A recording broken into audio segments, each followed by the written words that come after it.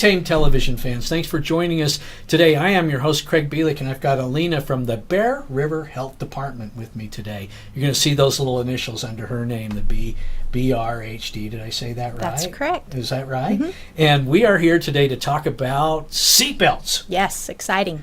Very exciting, actually. Actually, seatbelts are one of those things that most people probably don't think a lot about.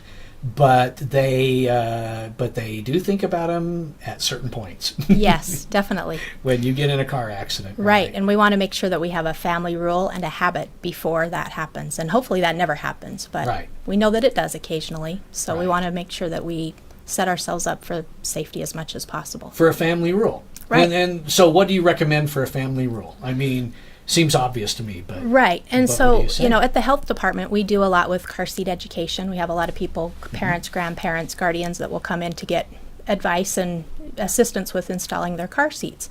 So we provide education for them to do that properly. And most people, if you look around, most people are putting their kids in restraints, right? But not all of them are buckled up. And so one thing that we try to assist them with is proper installation with their car seats, but we also want to encourage them to make it a lifelong rule in their vehicle.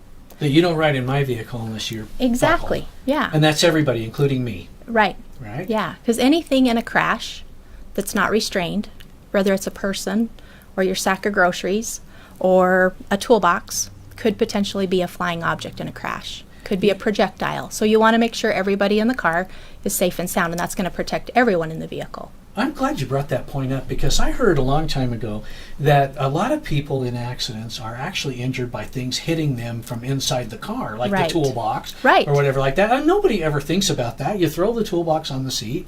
Even if you're good at buckling kids in their chairs and all that, and yourself, you don't think about the camera. Right, your cell phone sitting beside you. Oh, I didn't think about cell phone. Duh, I didn't even think about that. Yeah, it's physics. Like when you have a crash, weight, the weight of the object times the speed determines how much it weighs when it hits you. So potentially a cell phone could be like a brick. Oh, ouch.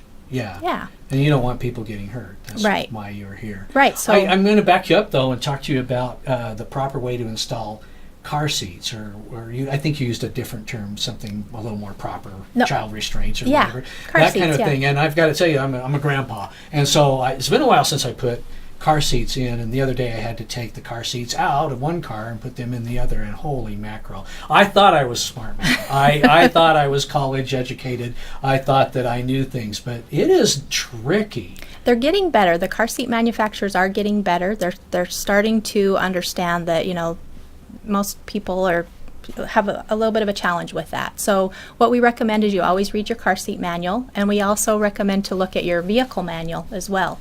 Sometimes there's incompatibilities that can cause some problems to make that a little bit more difficult. But the health department, many health departments, most of us actually have a car seat technician that can assist with that. So you can call and make an appointment and get some help with that, whether you're a parent or grandparent, whatever. 3 out of 4 seats are actually installed incorrectly usually, but sometimes it's minor things and sometimes it's major, duct tape and baling twine. We see all kinds of stuff. But oh boy. But yeah, we want to make sure that they're buckled properly. And then the thing is, once we've made it a habit when they're a child, when they're an infant, we want to make sure that they keep that as a habit throughout the rest of their life. And as adults, if we're not buckled up, we send them a mixed message. We send them the message that it's optional. Right. Hey, do as I say, not as I do. Right. And the last thing you want your 16-year-old going out on the road for the first time or whatever is, them thinking that piece of safety equipment is optional. We want them to just get into the habit so they don't have to think about it. It's just automatic. Right.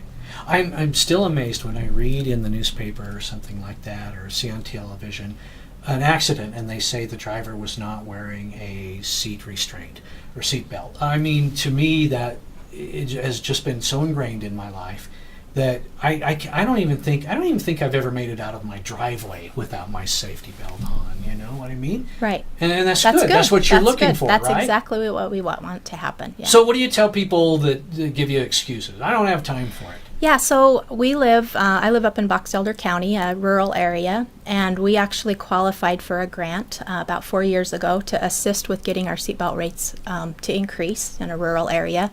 And we hear all kinds of things like, well, I'm just going to change the irrigation water, or I'm only going to the store to going to church.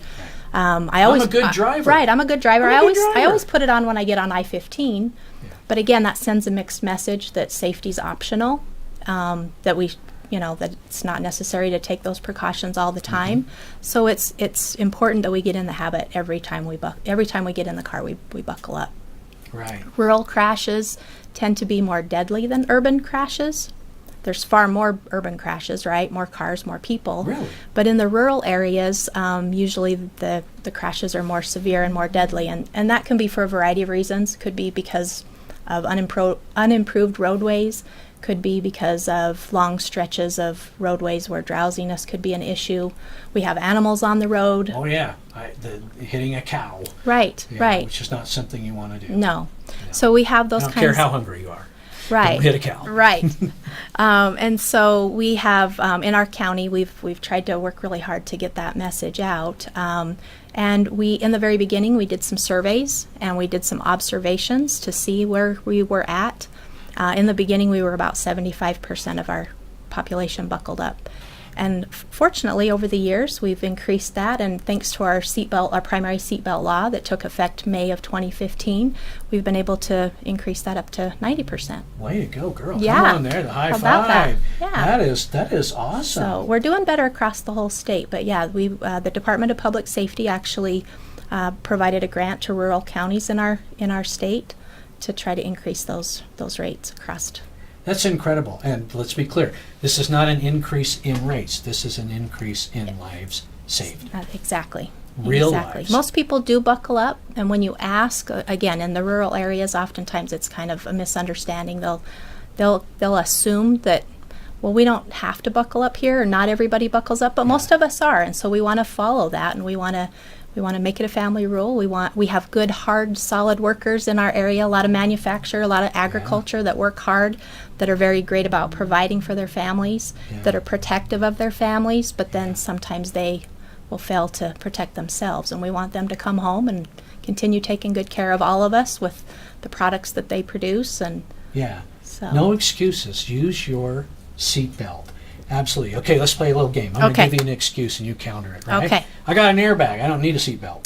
Well, that's great. Airbags are a wonderful safety device, but they only work when you're properly behind them. They're not going to help you if you're flying out the window. Ooh.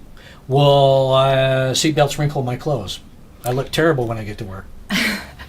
But imagine how you would look if you got in a crash and you didn't have your seatbelt on. Seatbelts take too long. I mean, it takes like a third of a second to buckle that thing. I don't have that kind of time. Third of lady. a second. I'm sorry, I don't have that kind of time. A third of a second can make all the difference in saving your life. Really? I don't have enough seatbelts. I got 14 people in my car and only have 4 seatbelts. Okay, that's a good point. And when we get to putting in car seats, that can be really kind of challenging for people, right?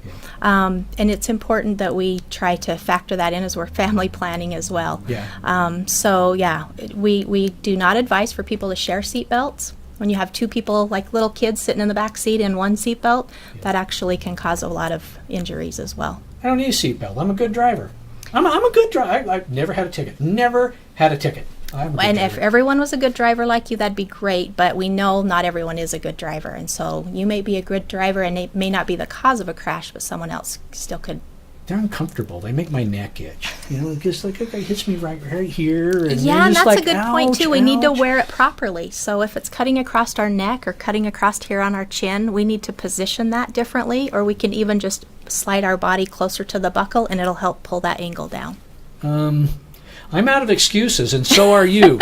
You need to be wearing your seatbelt, and Alina is here from the Bear River Health Department to tell us all about it. How can people get more information?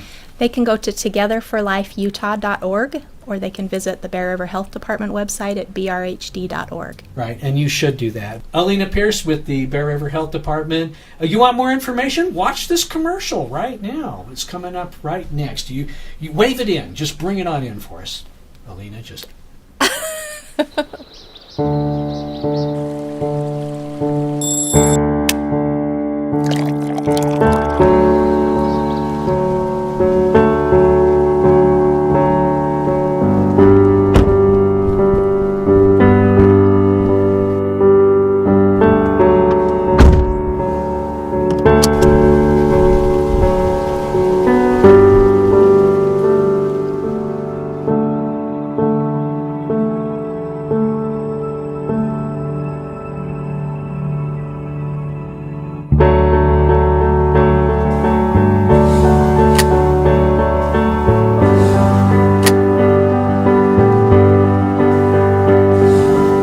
Most adults in our county agree they want the people they care about to always wear a seatbelt. Let's be together for life and always wear a seatbelt.